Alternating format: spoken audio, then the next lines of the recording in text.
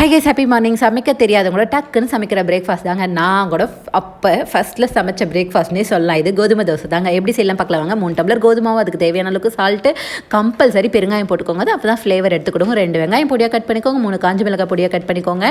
அப்படியே கூட மாவில் டேரெக்டாக ஆட் பண்ணலாம். அந்த மாதிரி ஆட் பண்ணால் எங்கள் வீட்டில் வேகலைன்னு ஃபீல் பண்ணுவாங்க. அதனால் லைட்டாக சால்ட் ஆட் பண்ணிக்கிறேன். ஒரு கடாயில் எண்ணெய் வச்சுட்டு காஞ்சி மிளகாயும் வெங்காயம் போட்டு லைட்டாக விதக்கிடுங்க. ஒரு ஹஸ்பண்ட் ஒய்ஃப் மாதிரிங்க. கோதுமை தோசை ஹஸ்பண்ட்னா கருவேப்பிலை கொத்தமல்லி தாங்க ஒய்ஃப். இவங்க இல்லைன்னா அந்த தோசையே முழுமை பெறாதுங்க. ஏன்னா இவங்க போட்டால் தான் நல்ல ஃப்ளேவரே எடுத்து கொடுப்பாங்க. பொடியாக கட் பண்ணிட்டு அதை மாவில் ஆட் பண்ணிக்கோங்க. இப்போ வெங்காயமும் நல்லா விதங்கிடுச்சு. நான் மாவில் எடுத்து ஆட் பண்ணிடுறேன். ஆட் பண்ணிட்டு மாவை நல்லா தண்ணியாக கரைச்சிக்கோங்க. அப்போ தான் நல்லா கிறிஸ்பியாக வரும் தோசை. தண்ணியாக கரைச்சதுக்கப்புறம் தோசைக்கல்லை பற்ற வச்சுட்டு நல்லா கல் சூடு எண்ணதுக்கு அப்படியே மொண்டு ஊற்றுங்க. தேய்க்கவே தேய்க்காதீங்க. 2 பக்கமும் நல்லா எண்ணெய் ஊற்றி திருப்பி போட்டு கோல்டன் ப்ரௌன் ஆனதுக்கப்புறம் எடுத்திங்கன்னா சூப்பரான கிறிஸ்பியான கோதுமை தோசை ரெடி. நீங்களும் உங்கள் வீட்டில் மறக்காமல் ட்ரை பண்ணிட்டு எப்படி இருக்குன்னு கமெண்ட்டில் சொல்லுங்கள். மறக்காமல் சேனலை சப்ஸ்கிரைப் பண்ணிவிடுங்க. மகிழ்ச்சி. Bye guys.